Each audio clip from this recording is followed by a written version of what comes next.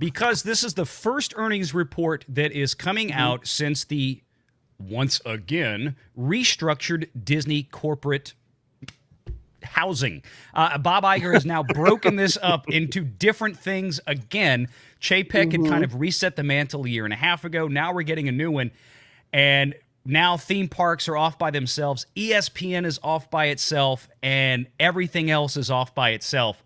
And I even joked to Pro on the phone. I said, you watch. So the reason they did this is because it's going to make them even easier to hide the failures that they have going on at the box office quarter after quarter. Oh, but Disney has the biggest box office of any studio every year. Yeah, but they're spending way more money than they're taking in every year, unlike other studios. Even though they're making lower gross revenues, they're actually turning profits by and large because of the way they're done. And guess what, folks? From the Disney's report itself, the decrease in TV SVOD distribution results was primarily due to lower sales volumes of both film and episodic television content, reflecting the shift from licensing content to third parties by distributing it to ourselves on DTC services. So kind of like we've been saying, what do we tell you? Disney consumes their own product after the theater. That's the problem. They're not licensing it out like they used to Netflix or they could be doing to Amazon Prime, or back in the days when they used to put it on, premium broadcast cable channels, broadband cable, things like HBO, Showtime, Stars, things like that. That's all off the table. And, remember, this quarter is their second quarter. This is from January 1st to March 31st of this year. So bear in mind, things like Ant-Man and the Wasp, Quantumania, I believe, came out at that point in the middle or early February. So the entire box office run for that is largely baked in the cake at this point for this quarter. So, and you look at this, the increase in theatrical distribution results reflected the performance of titles in the current quarter led by Black Panther, Wakanda Forever, as well as fewer releases. So, I mean, this is the one kind way of to put it. Yeah, I know. So, I mean, when we go back, and that's the one from the previous. So what we want to see is what's coming up in this one. And let me refresh it. There we go. Let me get to the other one here. And I got a question on this one. This is the new one, right? So go ahead. I'm sorry, Jonas. Is page 3 still Disney Media and Entertainment Distribution? No, that's what's changing. What's changing. Okay. Yeah. So at least, here, Disney Media and Entertainment Distribution. Remember, these are some of the things that they're breaking up at this point. Some of the names, they're going to give you the results, and then I think this is the quarter where they're going to show ESPN and all this other stuff breaking out. So this is what they're going to walk through on the earnings call, right? So if we go down and we see, and again, this is so new. It just came out 5 minutes ago. I haven't had a chance. Here we go. Direct-to-consumer revenues. These are some of the kind of highlights. All right. They increased 12%. That's great. But the operating loss decreased from $0.2 billion to $0.07 billion. I mean, improved results at Disney Plus and ESPN, partially offset by lower operating income at Hulu. And I think that has a lot to do with the advertising market that's out there. We know that's been soft, right? That hurt Warner Brothers.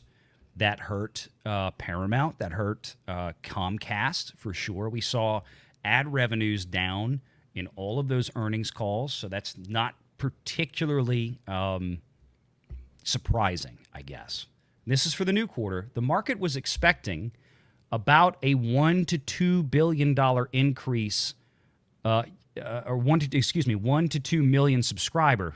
It's like I said, I didn't get a chance to breathe when I got home before this. 1 to 2 million subscriber increase for the quarter in DTC. Disney Plus, they actually dropped in domestic in Canada 300,000. Okay. So they actually lost subs in that regard. If we look at international, excluding Hotstar, which is India, they picked up about 900,000 subs by the look of it. So total Disney Plus overall, and you look at Disney Plus Hotstar, they dropped again. Part of that was expected due to the IPL. They lost about 4 million total subscribers on Disney Plus, including Hotstar. So now, that in my opinion, that's correct me if I'm wrong here, but that seems torrentially bad, and I'll tell you why. It seems to me that we now need to start discussing if Disney has a major domestic problem. We're seeing it at the box office. We're seeing it on Disney Plus. To put this in perspective, it's my understanding that Netflix, which you would assume being so far above Disney Plus, that Netflix would be slowing down in terms of growth, especially compared to Disney, because Netflix has so many subscribers. Surely there can't be that many more out there. Reaching a my point of understanding is saturation, Netflix right? is picking up millions and millions of subscribers. In fact, 2 quarters ago, Netflix picked up 7 million subscribers. So this is horrendous in my opinion. How many of those were from international? And I don't remember. I don't remember either. We can go back and look a little bit later in the show. I don't want to slow you down too much, but I just want to say, no, it's fine. This is bad. Well, to be specific on this, and then I want to kind of get everybody's high level thoughts as far as what we're seeing here so far, and I'll continue to scroll through. Part of the issue here is that when we look at, taking out the non-core, okay, core for everybody out there watching, core Disney Plus, core subs is basically everybody that isn't in India. That's what they consider core, because there is a massive difference between average revenue per user, or ARPU, or ARPU, as you'll hear come up during the call ad nauseum. I mean, don't make that a drinking game. You'll be drunk in 5 minutes. But the point is that you take India out, which lost nearly 5 million subscribers. The ARPU from India is under $1 a month. That actually is damaging to the averages, quite obviously. But as Pro correctly pointed out, is that if you look at the Disney core did grow 600,000, but that came in the international space, and some of that was due to more recent market expansion. If you look at the domestic market, that's what's key. That's the highest ARPU that Disney has by a long shot, okay? Domestic U.S. and Canada ARPUs are well north of the global average by about 20 to maybe 30%, I believe, unless something major has changed. But they lost 300,000 subs there from December 31st through April 1st. Y'all remind me, I'm sorry, when did The Mandalorian premiere? You're going for blood, Valiant. You're going for blood right off the bat, man. I mean, Valiant came into this stream hot today. I'm telling you what. You're telling me, as a reminder to everybody watching, let's make this clear. Jonas, this is probably tomorrow's video right here.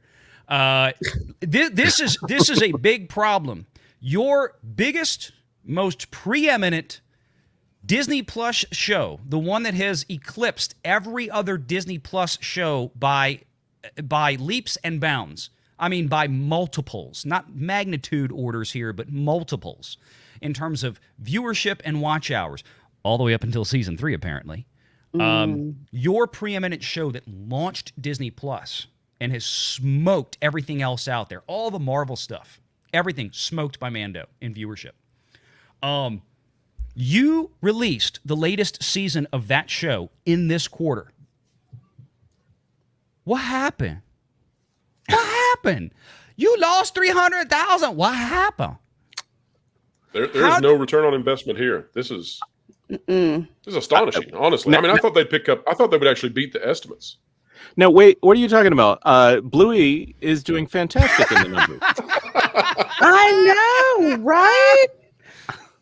You mean that show that Disney doesn't make, that they just license? That one? That's constantly up at the top of the Nielsen charts? Like, the only thing that's keeping young children's eyeballs glued to Disney Plus is a property that isn't even Disney? It is an oasis in a sea of weird. Yes. And didn't Disney have a problem because Bluey had the nerve to have an episode around flatulence? Yes.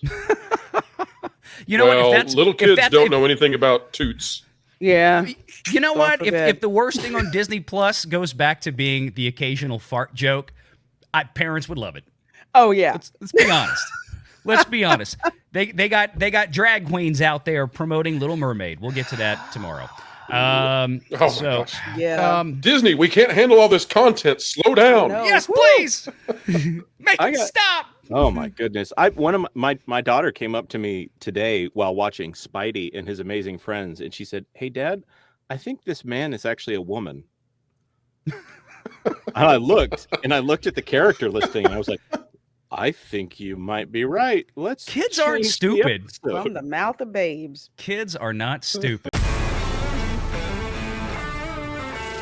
Renegade.